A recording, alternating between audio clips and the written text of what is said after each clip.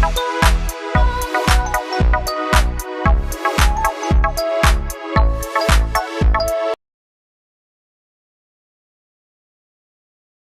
की वीडियो में हम बात करने वाले हैं एक और आईपीओ की। जी हाँ, आईपीओ का नाम है यथार्थ हॉस्पिटल और इसकी ओपनिंग आज ही हुई है।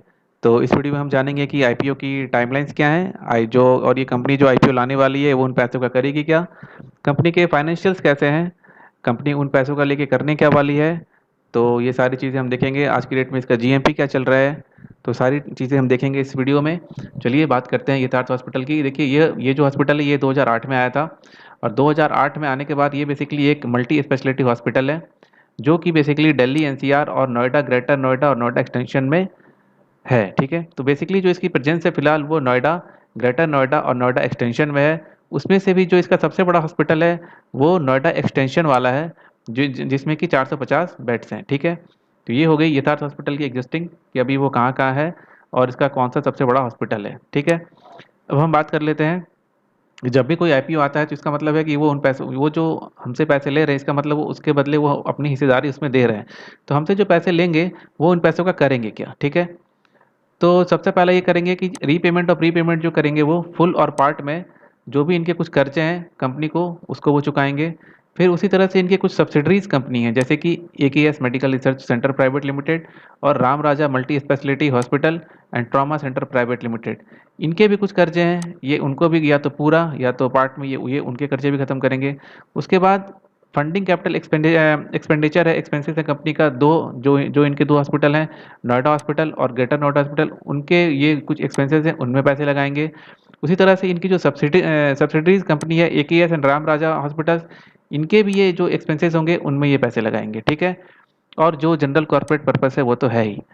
तो इससे ये पता चलता है कि कंपनी जो है वो हमसे पैसे लेके बेसिकली अपने कुछ कर्जे खत्म करेगी और जो इनकी एग्जिस्टिंग हॉस्पिटल्स है उनमें वो इनको पैसे लगाने वाली है। ठीक है, अब हम बात कर लेते हैं इसके आईपीओ डिटेल्स की।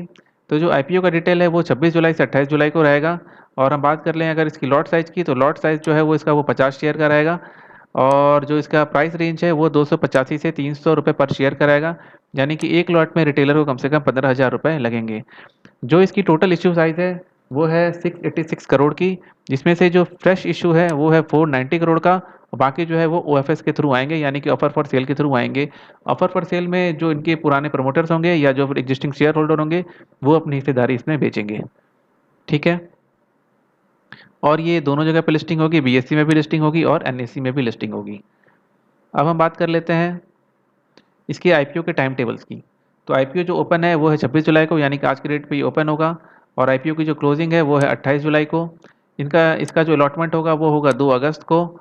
उसके बाद जो रिफंड इनिशिएट होगी वो होगी 3 अगस्त को, जिनको आईपीओ नहीं मिला होगा। और ये डीमेट अकाउंट में 4 अगस्त को आ जाएंगे, 4 अगस्त 2023 को। और जो इसकी लिस्टिंग डेट है वो 7 अगस्त को है। उसके बाद जो कट ऑफ टाइम रखा गया है यूपीआई मैंडेट का, जो कि 28 जुलाई को आईपीओ क्लोज हो रही है, तो 28 जुलाई को शाम के 5 बजे से पहले आपको इसका यूपीआई कन्फर्मेशन मैंडेट कर देना है। ठीक है, अब हम बात कर लेते हैं इसकी लॉट साइज़ की। तो रिटेल वालों को मिनिमम 15,000 रुपये लगेंगे। उसी तरह से अगर आप एचएनआई कैटेगरी में अप्लाई करते हैं तो आपको मिनिमम 14 लॉट लेने हैं और मैक्सिमम 66 लॉट लेने हैं। और अगर आप बिग एचएनआई कैटेगरी में अप्लाई करना चाहते हैं तो आपको 67 लॉट्स लेने पड़ेंगे, जो कि करीब करीब 10,05,000 रुपये का पड़ेगा। ठीक है, तो अब हम बात कर लेते हैं इसके रिजर्वेशंस की। रिजर्वेशन बहुत इंपॉर्टेंट होता है क्योंकि रिजर्वेशन के बेस पे ये डिपेंड होता है कि किस सेक्शन को, किस कैटेगरी को कितने आईपीओ अलॉट होंगे। ठीक है, तो जो एंकर इन्वेस्टर थे उनको तो 30% हो गया। उसके बाद जो क्वालिफाइड इंस्टीट्यूशनल बायर है उनको 20% मिलेगा। और जो एचएनआई कैटेगरी है उनको 15% मिलेगा।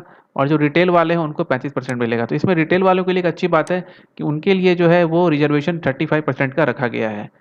ठीक है, अब हम बात कर लेते हैं कंपनी के फाइनेंशियल्स की। तो कंपनी की जो फाइनेंशियल्स है वो अगर हम 2019 से देखें 2023 तक में, तो वो टोटल टोटल एसेट वैल्यू जो है वो 2026 से लेकर के वो बढ़ते बढ़ते हो गई 485 करोड़ के। ठीक है, उसकी उसी तरह से अगर हम देखें इसके टोटल रेवेन्यू की, तो जो 102 करोड़ से लेकर बढ़ के हो गई 523 करोड़ के आसपास। प्रॉफिट आफ्टर टैक्स भी कोरोना के बाद से अगर आप देखें तो 2021 से बढ़ते बढ़ते 2023 तक 65 करोड़ के आसपास हो गई। ठीक है, अब बात कर लेते हैं इसकी, इनकी बोरोइंग कितनी है। तो इनका जो बोरोइंग है वो भी अगर हम देखें, टोटल एसेट्स भी अगर हर साल बढ़ते आ रहा है, यानी कि 256 करोड़ से लेकर के 485 करोड़ के आसपास आ रहा है, तो जो इनकी टोटल बोरोइंग है वो भी 164 करोड़ से बढ़ते बढ़ते 263 करोड़ के आसपास आ गई है। ये एक इसके लिए थोड़ा नेगेटिव पॉइंट बनता है कि कंपनी की देखिए बोरोइंग टोटल 263 करोड़ है, आईपीओ का साइज टोटल 686 करोड़ का है। तो मिला जुला के ये कुछ अपने कर्जे खत्म करेंगे और कुछ एक्सपेंसेस पे, और जो भी इनको कुछ उनको एक्सपेंशन करना होगा उनके ऊपर एक्सपेंस करेंगे, ठीक है। अब हम बात कर लेते हैं कि फंडामेंटल रेशियोज़ की। जो पी रेशियो है वो 39.6 के आसपास आ रहा है, मार्केट कैप की जो वैल्यू है वो 2.75.51 के आसपास आ रहा है, रिटर्न ऑन इक्विटी जो आ रहा है वो 13.95 के आसपास आ रहा है, जो लगभग ठीक ही ठाक दिख रहा है। और आर की वैल्यू आ रही है 26.10, डेप्ट टू इक्विटी रेशियो आ रहा है 1.44, ईपीएस आ रहा है 10.09 और रिटर्न ऑन नेटवर्थ आ रहा है 35.95, ठीक है।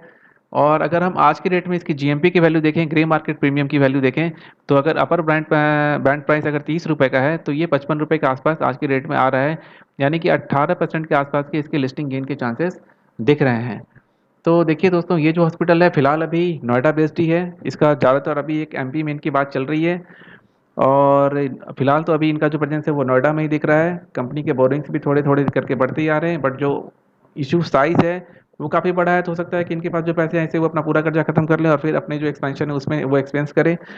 उसी तरह से कंपनी के जो प्रमोटर्स हैं वो भी काफ़ी एक्सपीरियंस्ड हैं।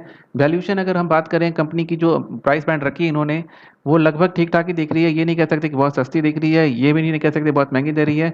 लिस्टिंग गेन के चांसेस के लिए उन्होंने थोड़ी बहुत छोड़ा है। तो फिलहाल जो मैं अभी जो भी कुछ बता रहा हूँ वो सिर्फ एजुकेशनल पर्पज़ के लिए है। आप इसमें पैसा लगाने से पहले अपनी खुद की एनालिसिस और या तो किसी फाइनेंशियल एडवाइज़र की मदद ज़रूर ले लें। इसमें जो फिलहाल प्रोबेबिलिटी दिख रही है अभी पहले दिन पे, तो अभी उस तरह का सब्सक्रिप्शन तो फिलहाल आया नहीं है। तीसरे दिन पे जो क्वालिफाइड इंस्टीट्यूशनल बायर की जो सब्सक्रिप्शन आएगी उसके हिसाब से हो सकता है कि इसके जीएमपी में कुछ बढ़ोतरी दिखे। तो फिलहाल जो मेरा व्यू इस पे बन रहा है वो ये बन रहा है कि इसमें लिस्टिंग गेन के चांसेस फिलहाल थोड़े बहुत 18 से 20% के आसपास दिख रहे हैं, बट ये लॉन्ग टर्म के हिसाब से फिलहाल इसमें पैसे लगाने की मतलब मेरा व्यू तो नहीं बन रहा है कि मैं इसमें लॉन्ग टर्म के अगर मैं इसमें पैसे लगाऊं तो मैं लिस्टिंग गेन के लिए ही लगाऊंगा, और वो भी मैं तीसरे दिन पर डिसाइड करूंगा। और लॉन्ग टर्म के लिए मेरा फिलहाल इसमें कोई व्यू नहीं बन रहा, ठीक है दोस्तों। तो आपका क्या व्यू बन रहा है इस वीडियो को देख के, आप मुझे ज़रूर बताएं, और अगर अगर ये वीडियो आपको इन्फॉर्मेटिव लगी हो तो चैनल को लाइक करें, शेयर करें, सब्सक्राइब करें। थैंक यू दोस्तों, मिलते हैं अगले वीडियो में। Thank you.